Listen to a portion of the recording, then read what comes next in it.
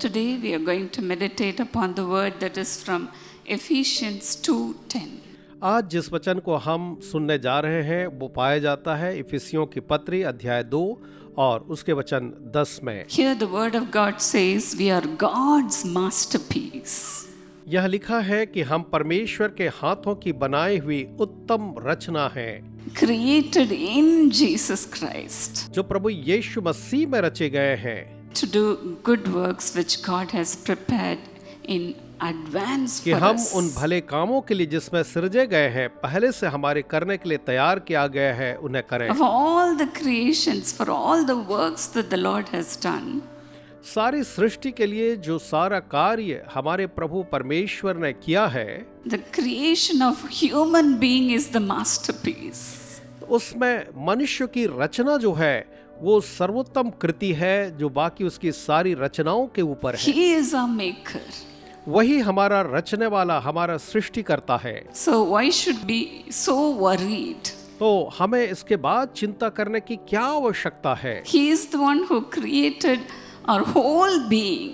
वही है जिसने हमारे संपूर्ण व्यक्तित्व को रचा है, हमें बनाया है। So today we are going to be in the presence of God, loving this creator.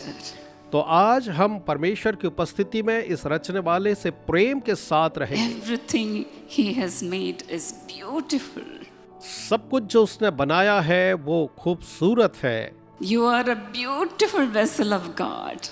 आप परमेश्वर के एक बहुत ही सुंदर पात्र You हैं। should always think that you are special people to God. आपको हमेशा यही सोचना है कि आप परमेश्वर के विशेष लोग हैं। Yes, the Lord has created our inmost being.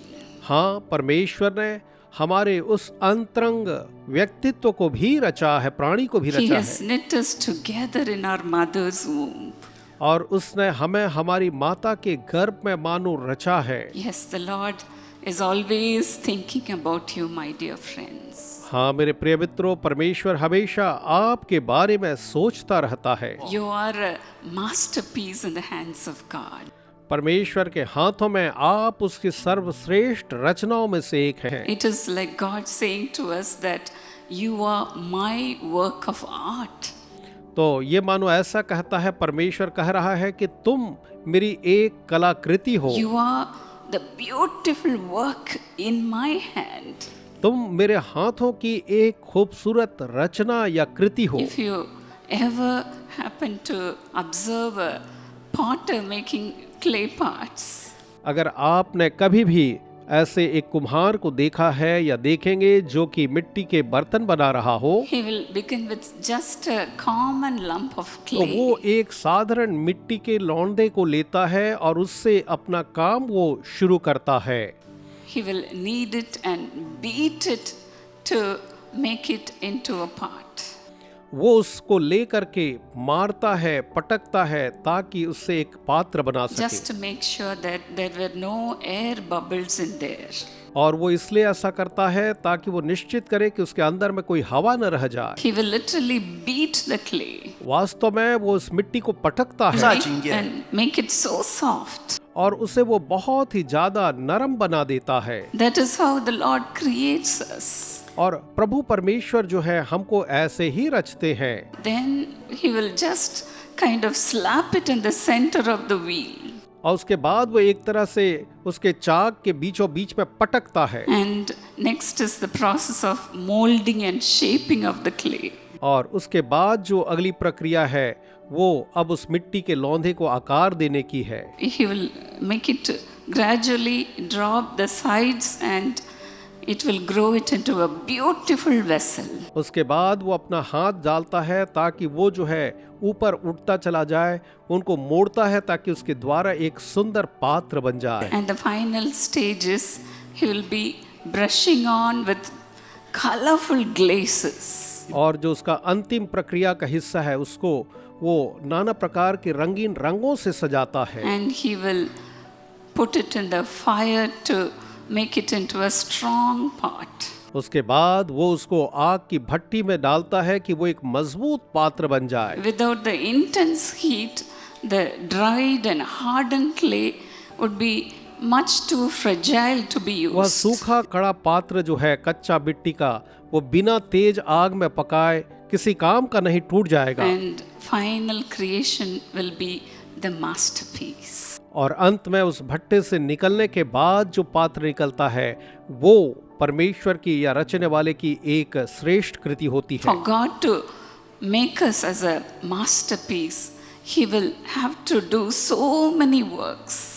इसलिए कि परमेश्वर हमें एक श्रेष्ठ कलाकृति बनाए, परमेश्वर को हमसे कई एक प्रकार के कार्य करने होते हैं। When we go through trials in our lives, we feel so sad, जब हम अपने जीवन में समस्याओं से गुजरते हैं तो हमें बड़ा दुख होता है। saying, Is God helping me in this? हम कहते हैं क्या परमेश्वर इसमें मेरी सहायता कर रहा है? Is God there in my life? क्या परमेश्वर मेरे जीवन में कहीं है? No, dear friends. ना मेरे प्रिय मित्रों, As God says, I will be with you in trouble. जैसा परमेश्वर कहता है तुम्हारे परेशानियों में मैं तुम्हारे साथ रहूंगा, I will honor you.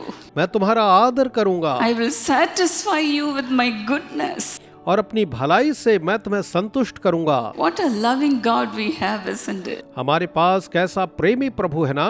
In all that you are going through, the Lord is working in your life. आप जीवन में जो भी स्थिति से गुजर रहे हैं उसमें परमेश्वर कार्यरत है। He shapes you, He molds you and makes you into a beautiful vessel. वो आपको ढालता है, आकार देता है और अंत में वो आपको एक सुंदर कलाकृति या पात्र में बना देता है। As in Isaiah 64:8, God is described as a potter. जैसा कि यशाया 64 और वचन 8 में परमेश्वर को एक कुम्हार के रूप में वहां दिखाया गया है।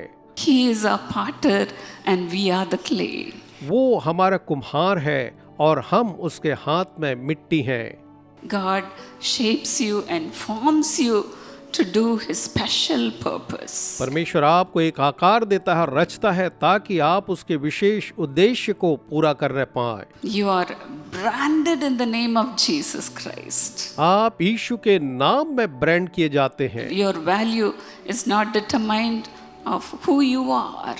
आप क्या हैं उसके द्वारा से आपकी कीमत या महत्व को नहीं जाना जाता, What you have accomplished. न ही ये कि आपकी क्या उपलब्धियां हैं, But then your value is determined for the price that the Lord has paid on the cross. लेकिन आपकी कीमत जो है उसके द्वारा से निर्धारित होती है जो कीमत क्रूस के ऊपर परमेश्वर पुत्र ने आपके लिए दी है। You are His and we are mine. That's all it matters. आप उसके हैं और हम एक हैं, यही मायने रखता है। Yes, we are His beautiful creation. हाँ, हम उसके खूबसूरत रचनाएं हैं, उसके खूबसूरत कलाकृतियां हैं। You are His special people. आप उसके इस विशेष लोग हैं।